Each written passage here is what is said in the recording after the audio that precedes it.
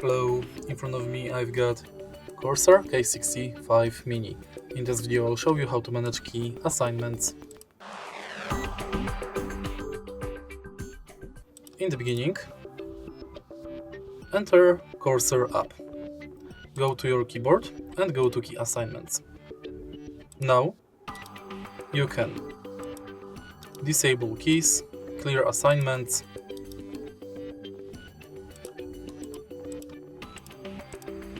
and select new assignments.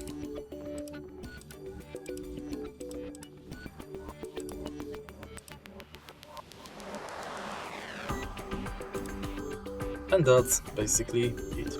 Here is the list of all assignment types.